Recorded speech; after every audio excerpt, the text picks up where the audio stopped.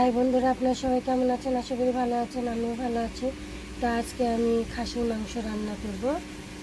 এখানে 1 কেজি খাসির মাংস আছে।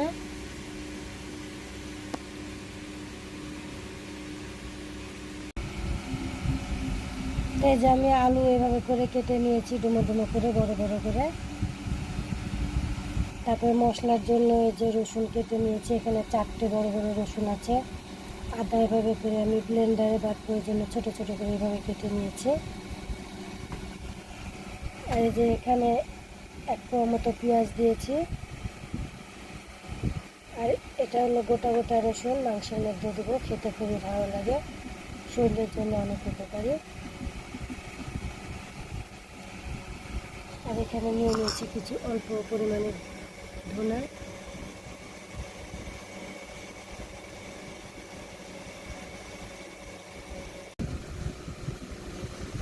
বন্ধুরা, মশলাগুলো সব ব্লেন্ডারে বেটে নিয়েছি, আপনারা চাইলে পাটায় বেটে নিতে পারেন। এখন আমি রান্না শুরু করব। তো বন্ধুরা, কড়াই পরিষ্কার করে ধুয়ে আমি কড়াই গরম করতে বসিয়ে দিয়েছি। তো কড়াই গরম হয়ে গেছে, এখন আমি পরিমাণ মতো সয়াবিন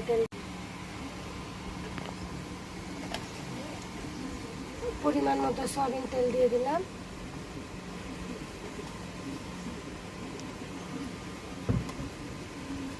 তেল গরম হওয়া পর্যন্ত অপেক্ষা করব। তেল গরম হয়ে গেছে, এখন আমি পেঁয়াজগুলো দিয়ে দেব।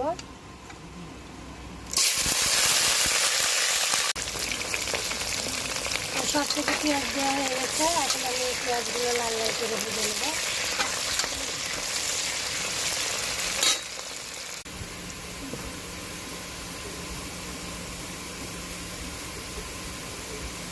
পেঁয়াজ লাল লাল করে ভাজা হয়ে গেছে, এখন আমি মশলাগুলো দিয়ে দেবো।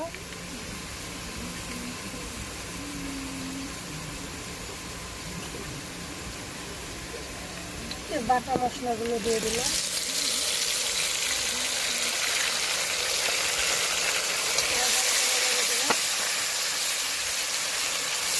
মশলাগুলো ভালো করে নেড়ে কষিয়ে নেব।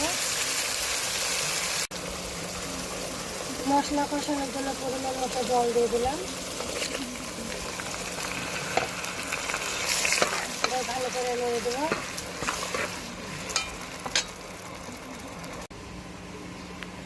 এখানে আমি পরিমাণ মতো লবণ দিয়ে দেবো।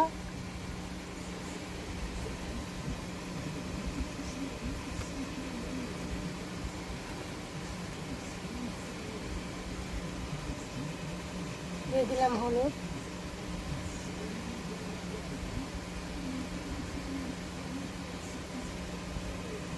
দিয়ে দিলাম মরিচের গুঁড়া।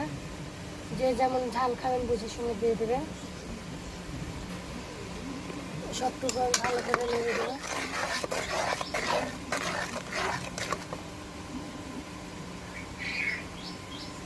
মশলাগুলো কষিয়ে নেব।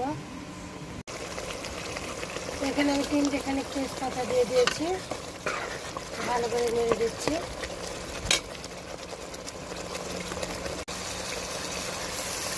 মশলা আমি আবারও ভালো করে নেড়ে দিচ্ছি। দেখুন মশলা কষানো হয়ে গেছে, মশলা থেকে তেল উঠে গেছে, তারপরে মশলা কষানো হয়ে গেছে। এখন আমি মাংসগুলো দিয়ে দেবো, খাসির মাংস।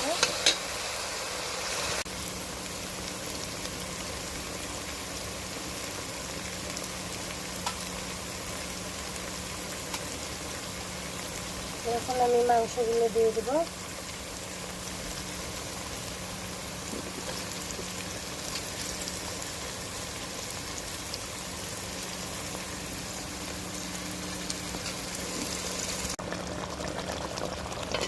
সবটুকু মাংস আমার দেওয়া হয়ে গেছে পরে, এখন আমি ভালো করে নেড়ে দেবো। ভালো করে নেড়ে মাংসগুলো কষিয়ে নেব।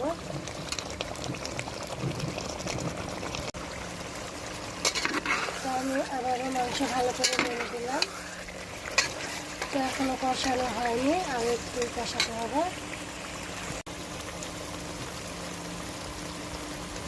তো মাংসের মধ্যে এখন আমি আলু দিয়ে দেবো, কেটে রাখা আলুগুলো দিয়ে দেবো।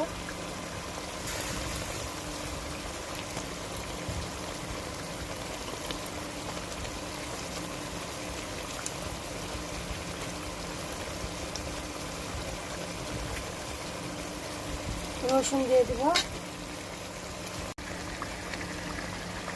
সবটুকু আলু রসুন দেওয়া হয়ে গেছে, গোটা রসুন। এখন আমি ভালো করে নেড়ে আবারও সবগুলো একসাথে কষিয়ে নেব।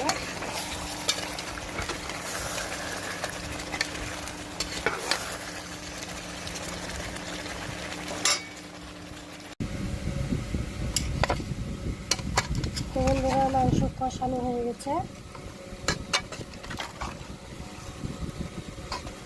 এখন মাংসতে আমি পরিমাণ মতো জল দিয়ে দেবো। তো মাংসতে আমি পরিমাণ মতো জল দিয়ে দিয়েছি।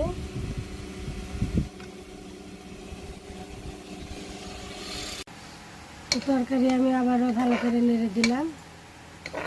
তো দেখুন বন্ধুরা, তরকারি হয়ে গেছে। আমি কষানো তরকারি নামাবো। এখন আমি তরকারি নামিয়ে নেব। তো দেখুন বন্ধুরা, দেখতে কত সুন্দর হয়েছে মাংসের তরকারি, কালারটি অসাধারণ।